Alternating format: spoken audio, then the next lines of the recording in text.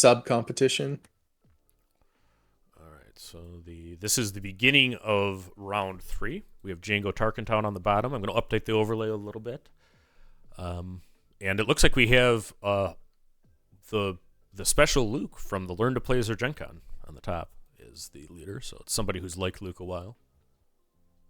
Yeah, if you weren't here earlier, Loopy's camera and laptop failed to ship, and we scrambled to get equipment last night and have it ready. The person piloting Django right now, his camera is the one showing us this match. Yep. So he's our hero of the day. Jordan from Cantina Crew.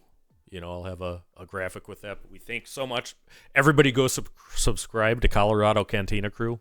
That they were able to do a thing. And everybody, just tell FedEx they can do better. Because it's not that they didn't ship it. It was guaranteed delivery. They just sent it to the wrong city. And, the tracking information, required an actual call before they admitted that that's what happened. So, but that is what happened is, somewhere in Missouri is the laptop that was guaranteed delivery, into there that would have made some of this easier.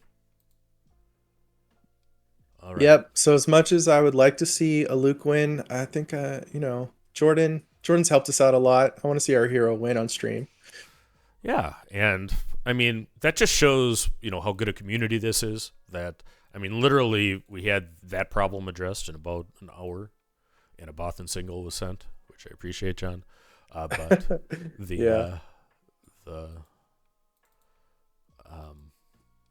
I raised the Bothan signal.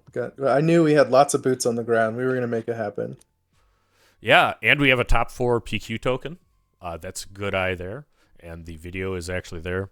100% in order to take down all the people helping make these streams possible, and whichever one of your members was going through some tweaks, through the video, it does actually look a lot better now. So we're all kind of dealing with the same stuff, and as I say, rising tides raise all ships.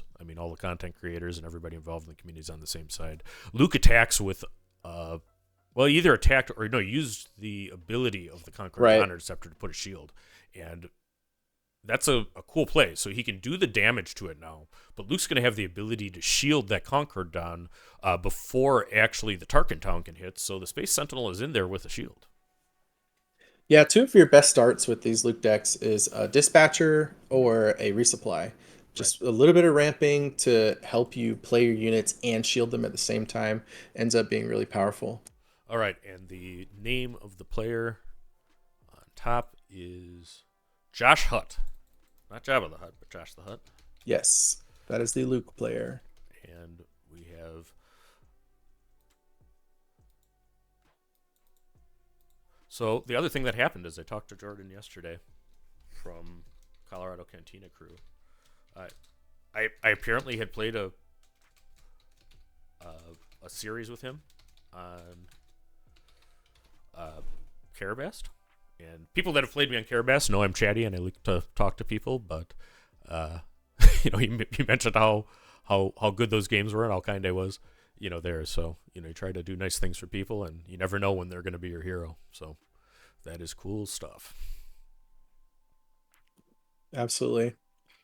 Yeah, I use my own name on Carabas because I love meeting people and playing games together and jamming extra games. So I think that's a Chewbacca pilot. That is a Chewbacca pilot on the CDI. Yep. So he does eventually get it with Tarkentown, but that saved a lot of damage. That would have been had the Space Arena been, contested. I believe that's IG-2000 is the ship that he played. But and I think it's 6 on the Luke base, 0 on the Tarkentown. Yep, that's absolutely right. Sadly, the only large, if you've done our streams, we have large Viz dials usually, but those were in the box that FedEx sent to Missouri. So we're having player tokens for base damage, which is what we have. Shout out to Lights Out, actually, for having a late night token. He actually does have our initiative token, and it's cool that they're omnipresent enough that we were able to find one that quick.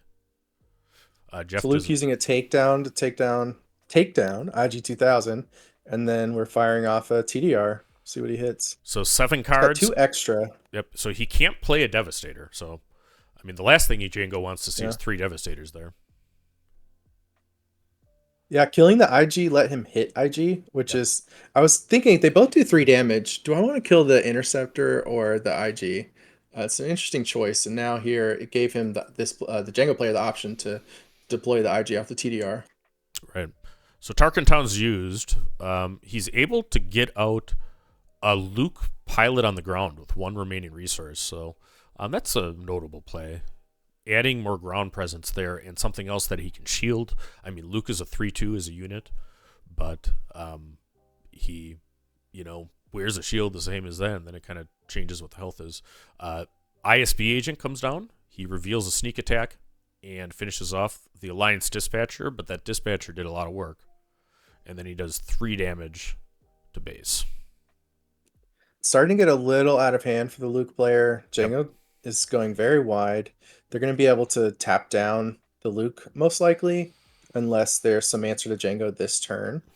So we'll see what the Luke can do to handle this board state. Right. And one downside of Luke Green is it doesn't have like a Plo Koon, and it doesn't have a there, but it does have a Rival's Fall.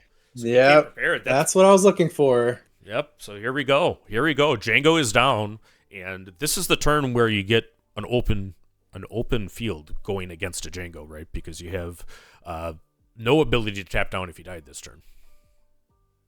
And you want to survive this turn because it now means the rest of the game he's not going to be able to tap your whole board. So you Right. can stay alive and start putting pressure on Jango. You can live, but if they sneak attack Devastator, that's 13 damage out of nowhere. So you're still in danger. Right. So Luke attacks. He gives a shield to other Luke. We have kind of Luke inception happening here. I mean, it looks to me like they're just buddies. They're hanging out. Yep. 18 damage on Luke's base. There's now 4 on Jango's with the Metal Fab tokens. Shout out to Metal Fab. They did actually put some tokens next to the players. The Echo Base dial. Those are the new Game Genic dials. They're really cool. Really visible in person. It's hard to see on screen, but it's 18 right now. Last I saw. Yep, 18 and 4. So these guys are rocketing too. This game is going quick at a neat pace. I don't think Yeah. either would be particularly concerned about going to time, but they're both playing on a very significant stream, and they know that. So there. And this is not game 3. This is even 0-0. We're in game 1 of round 3. We have Jordan from Colorado Cantina crew piloting Jango Tarkentown, the boogeyman in the format, against Josh Hutt with an undefeated Luke Echo base deck. And he finds a Concord done. Yeah, And currently resolving Ewing reinforcement. and that's I think an excellent Ewing pull with a Concord and 2 restored arcs. Luke's got to stabilize. I mean, he's trying to handle space and get involved in this space arena. So finding 3 ships, I mean, that's a good place to be. All right, so it's a sneak attack Devastator on 7. So he will tap down Luke, doing 1 damage, it looks like. So he can't kill both Luke and the Conqueror Don. He's not going to do 3 damage to the Conqueror Don. He should know that. He should do 2. I think he should do 2 so that Zagarian Starhopper can get through and clear it.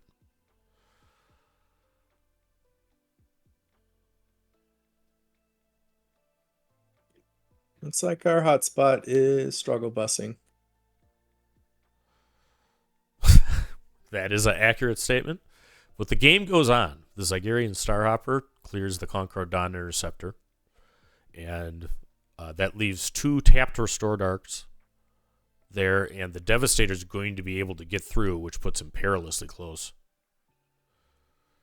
Yeah, I have him at 19, maybe. So that's another 20. I think he's dead this turn, actually.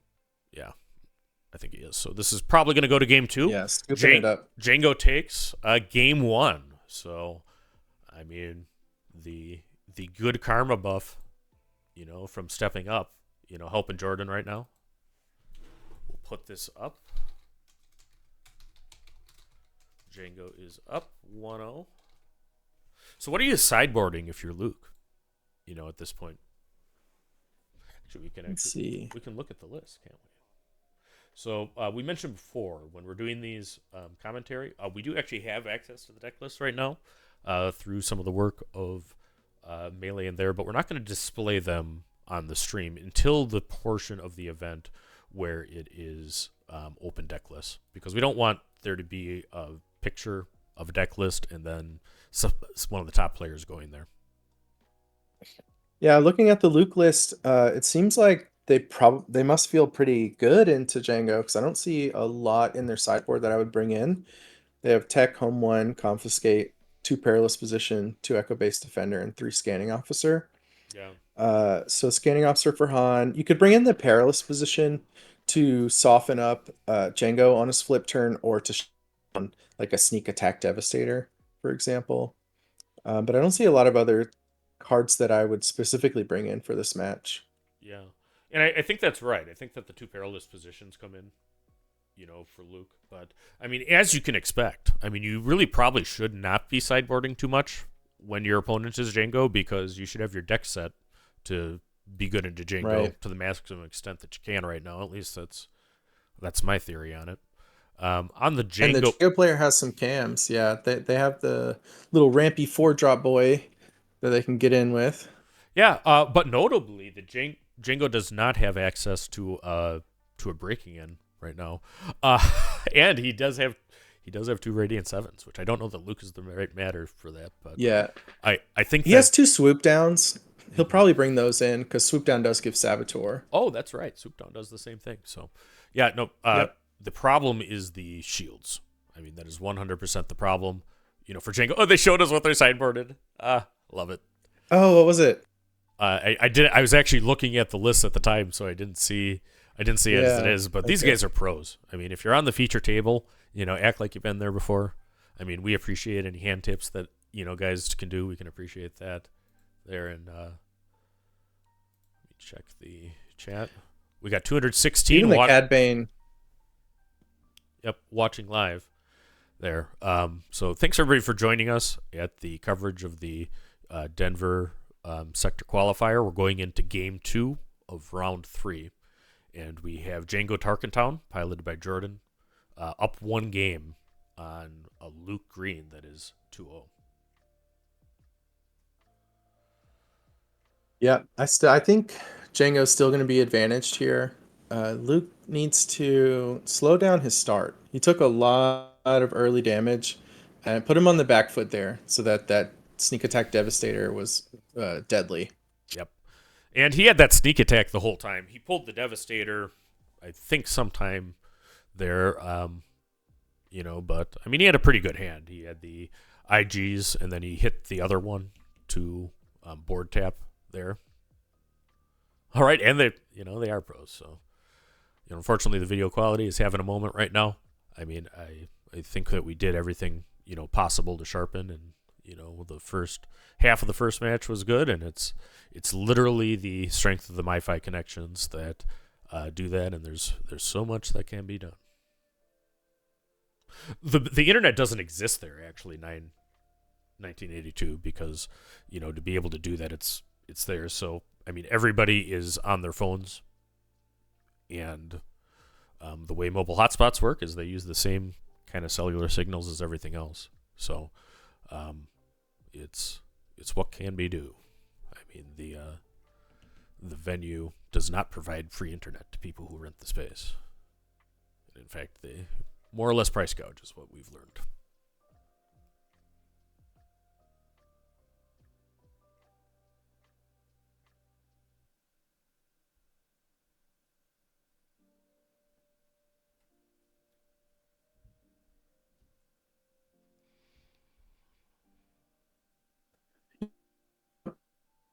Oh, getting started. All right, I so mean, Dispatcher is a fine start, but uh, and I think Luke missed turn 1.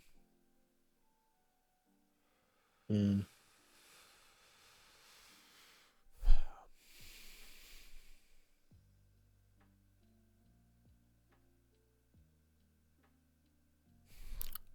The card Jango played.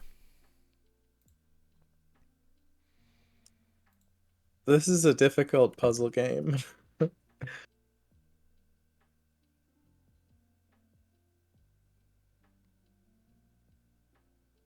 All right, so I think that's a Yularen. That is a Yularen, and we don't know what he's going to call, but Yularen oftentimes will call shielded against Jango.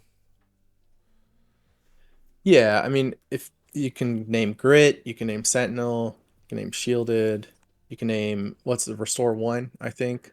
But when you have nothing on the board, Shielded will impact your future units.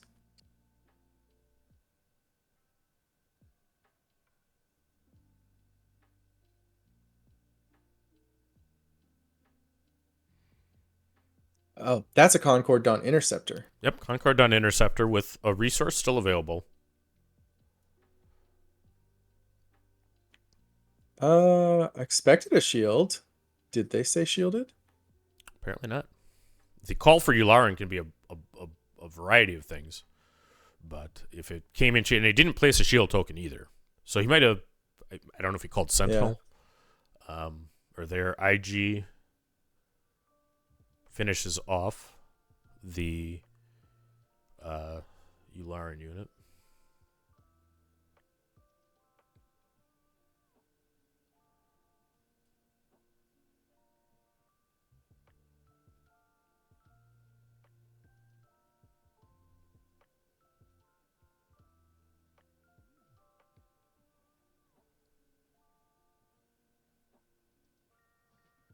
No, we're not ignoring chat. I mean, we're trying to call the game on the same video that you guys are. So, this is the first SCG event, and the hotspots are what they are. I mean, I know C Raptor. We actually does a lot of coordinating, and we're working together. So, I mean, he purchased a particular thing, and if that is sufficient to do this, we'll look into doing that too. But, uh, we have to try with what we're provided, first, or that's what it was.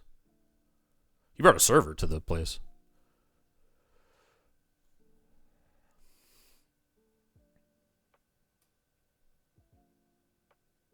Okay, so TDR hits.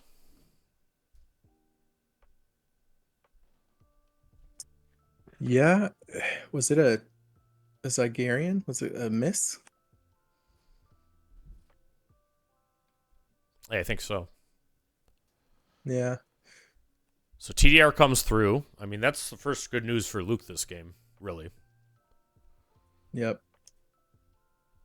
Jango's deployed. So we're at the Luke deploy turn. And once we get into the 7 range and start hitting Luke units, that's a good point where Luke can start to try and turn the corner. Right. And Jango is out. Luke does have 6 units. Comes in.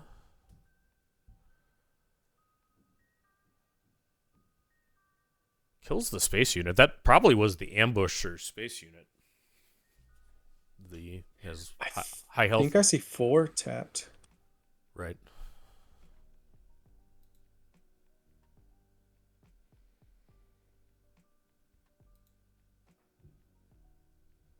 Let's see. Because I thought it might have been a blue leader, but blue leader costs 3. That's what was confusing me. Right. Blue leader is in the list.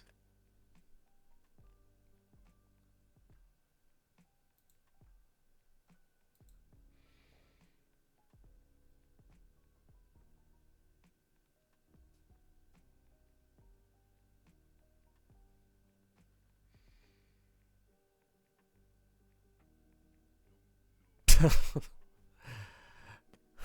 know. I see his Stawiki. Uh, I really am having a lot of fun with Jump the Light Speed here, and I think that. That's too wiki. Yep. So we have Bazine coming in. There's a U reinforcement, a takedown, and a home one, I believe. I see Ewing and takedown. Is that a home one? I'm not sure. Maybe.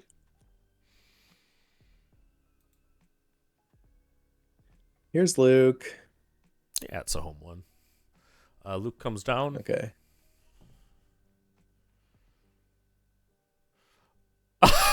Symbiote, yes. Jordan is in fact a participant of the Denver Sector Qualifier. We're using the two. We're using the two mats there. and struggling on through. So When it turns everything into blocks, block lettering survives pretty well. yep, so maybe we just need the cards printed that way. They can say Okay. it on there. Well, there's damage on Jango's base now. Kind of lost control of the ground arena. We don't know what horror will come out of the Jango deck next, which is now to 6 resources. But he was able to clear the leader and has a ground presence. So let's see if Luke can crawl back in this. Well, there's the Luke unit. There's Luke unit. This is how you do it. Right. Clear board, start attacking with your restore units, 3 from Luke. And then it's up to the Jango player to find their really explosive turns where they're just doing 13 all at once. All right. So we have TDR here.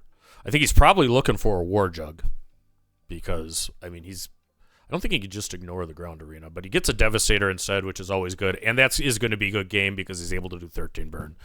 So round 3 ends with Jordan from Colorado Cantina crew taking care of the undefeated at the time. Josh Hutt, he'll go to 2-1, still in the event, still looking for that Luke showcase or the elusive first American Luke showcase. And Jordan will advance to 3-0.